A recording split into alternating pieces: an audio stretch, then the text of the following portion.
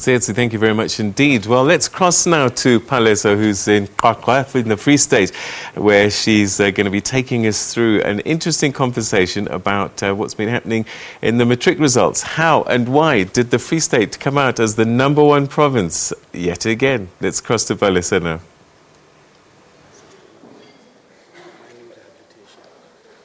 Peter, thank you so much. It's a very good morning to you and a very good morning to you, Tom. Peter is right. The main question this morning is how and why and how is the Free State province going to maintain the status of sitting at this first position with their matric results? It's a very good morning to you, Tom, and thank you so much for joining us here on Morning Live. We're coming to you live from QwaQwa Multi-Purpose Center. We are in the Eastern Free State, and believe you me when I say it's extremely cold. We're in winter here. It was drizzling when we got here. It's extremely cold. It's my home province, and I don't know that it can get this cold.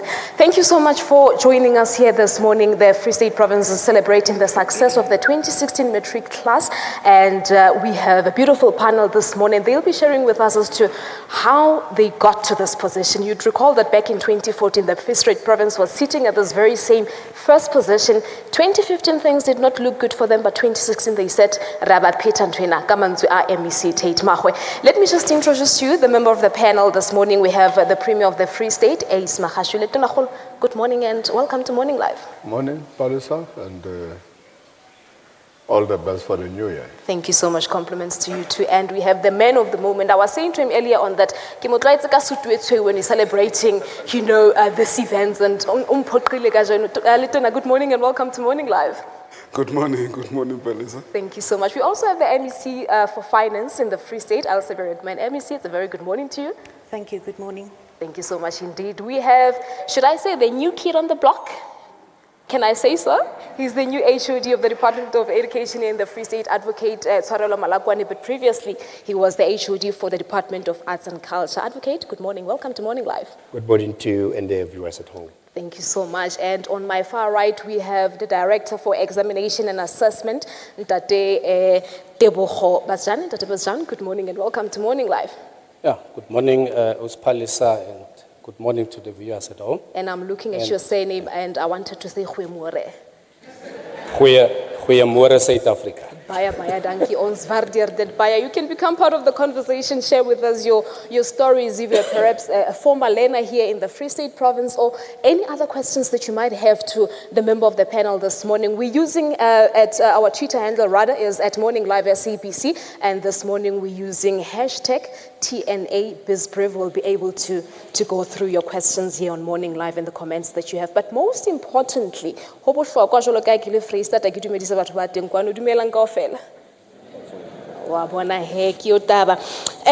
I'm just going to start with you. Like I said on my introduction, that this is not necessarily something new for the Free State province. Back in 2014, and we're back at this position here in 2016. How did we get here? Well, we are working together with all stakeholders. We have prioritized education, as the President said, make education a societal issue. That's what we have done. And during the term of President Jacob Zuma, education has been prioritized as #1.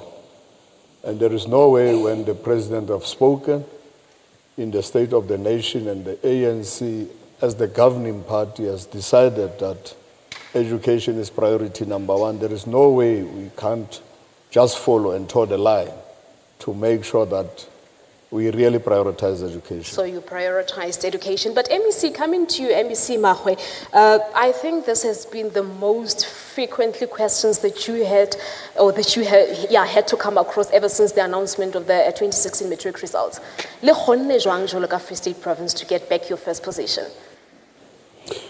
Well, Palesa, I think we need to have more analytic media, because I think if you could actually look at our performance from 2009 when we came in, you would have seen that this was possible.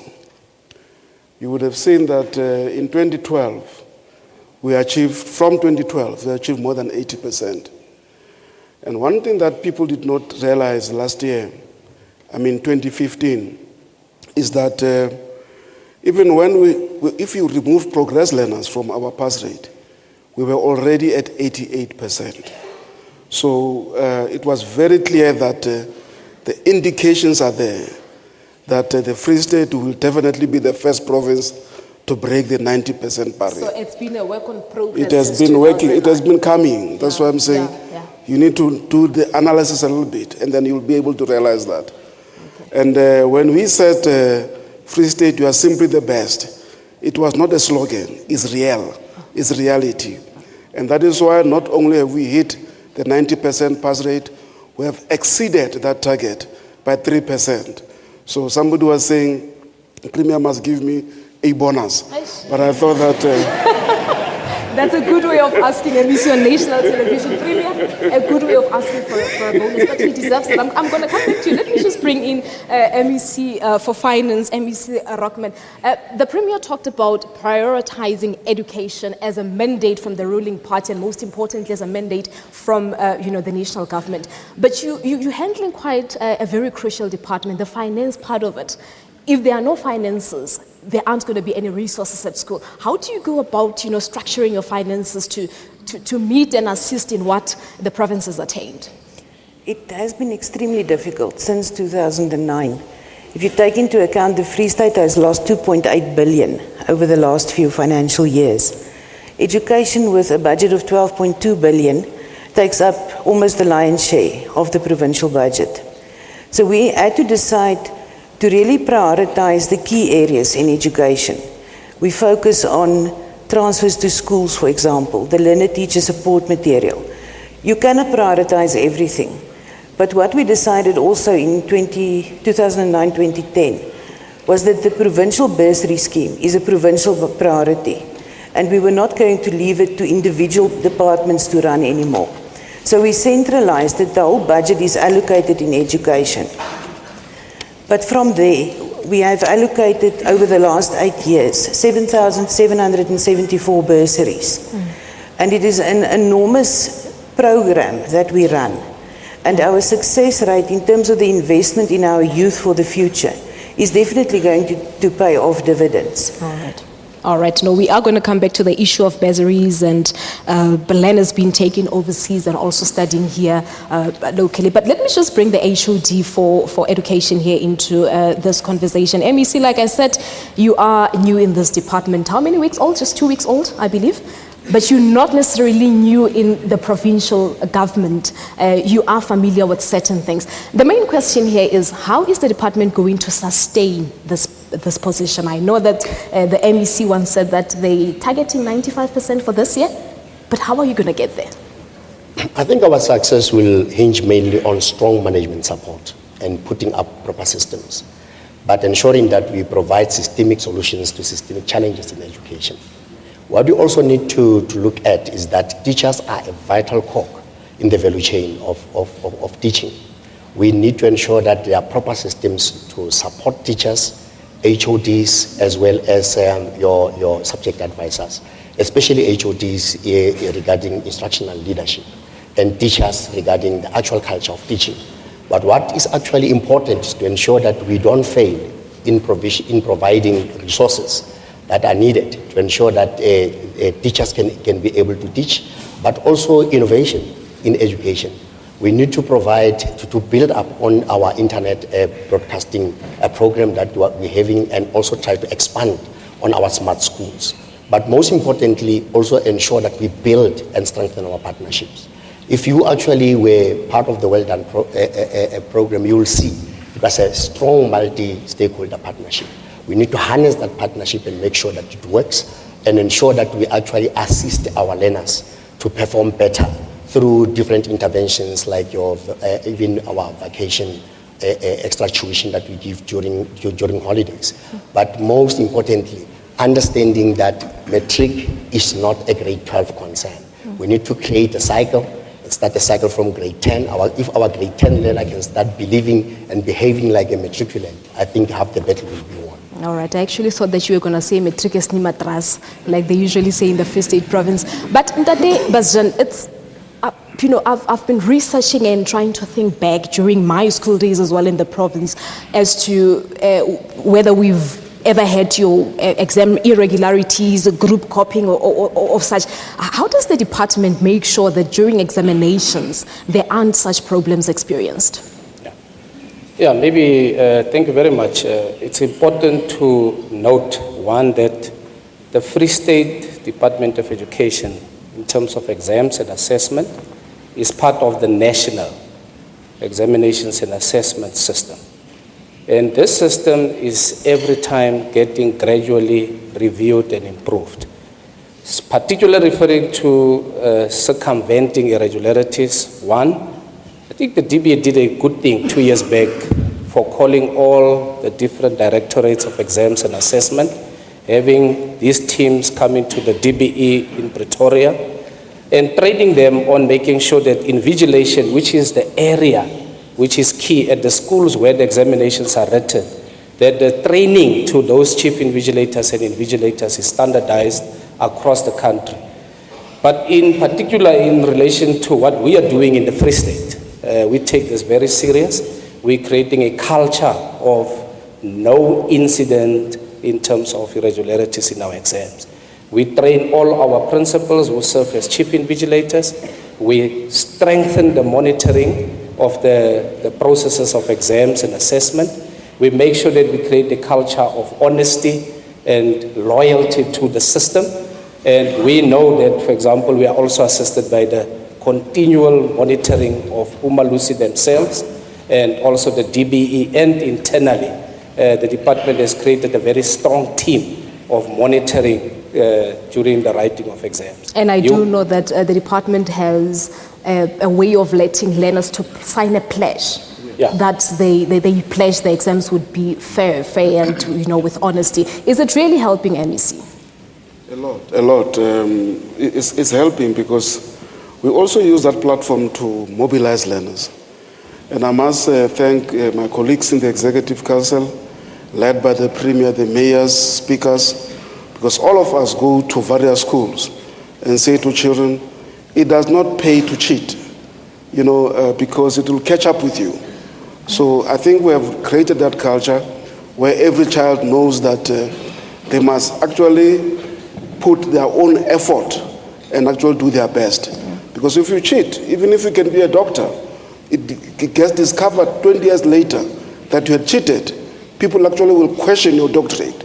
So if you make children understand that, they then understand that there's no reason to cheat, and therefore we are able to minimize that. There are lifetime consequences. Well, I said at home you can also become part of the conversation, any questions that you have to the panel or any comments, or maybe share with us your moments. If you were once a learner here in the Free State Province, talk to us at Morning Live SABC. We're using hashtag TNA BizBrief this morning. We'll be able to browse through your tweets here on the show. Premier, back to you. I actually want to believe that the fact that last year, or rather 2015, the province did not maintain its position one, it might have worried you. Because in 2015, rather 2016, the beginning of 2016, your government came up with some interventions, including the consultative conference where you had all the education stakeholders. There was also a 3-day education in Daba. And you mean business, because already I've also learned that presentations have already been made to EXCO. No, obviously we're not going to be number one at all times. And we're not competing because we belong to one country, South Africa. What we are just doing is to say, as the Free State, we are not well resourced like other provinces. The apartheid legacy is still continuing because provinces which are small don't get the necessary resources. There is still skilled development. But despite that, we're not complaining because we are working together with our stakeholders. Our black business come on board and they support the parents, the teacher unions, our communities. There is stability in this province, and that's why we are performing well. We will try and maintain number one, but we understand. Remember, the Department of Education in Gauteng's budget is more than the budget of the Free State government.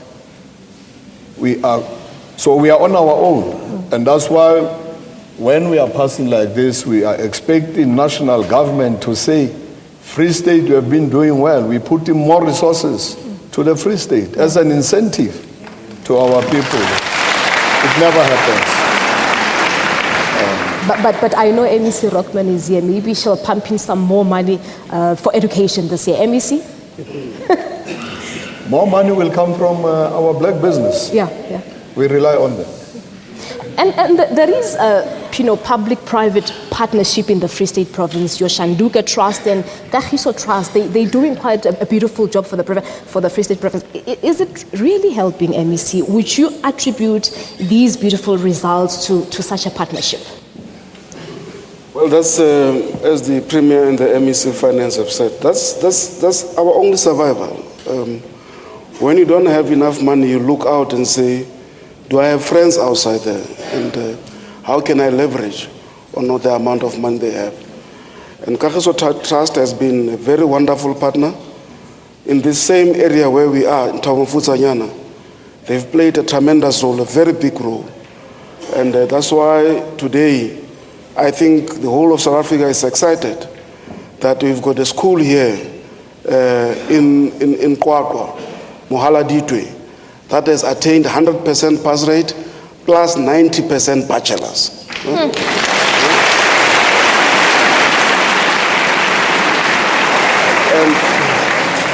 And what has been happening is that using the private sector model, we have introduced things like incentives.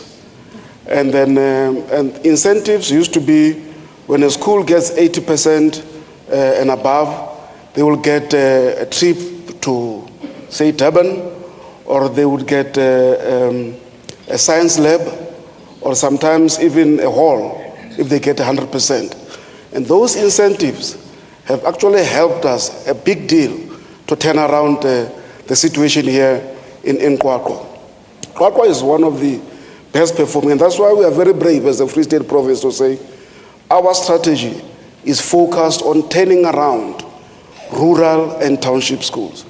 And if you look in QwaQwa, we've got about 11 schools, township schools, rural schools, that have got 100%. Ranzani, for an example,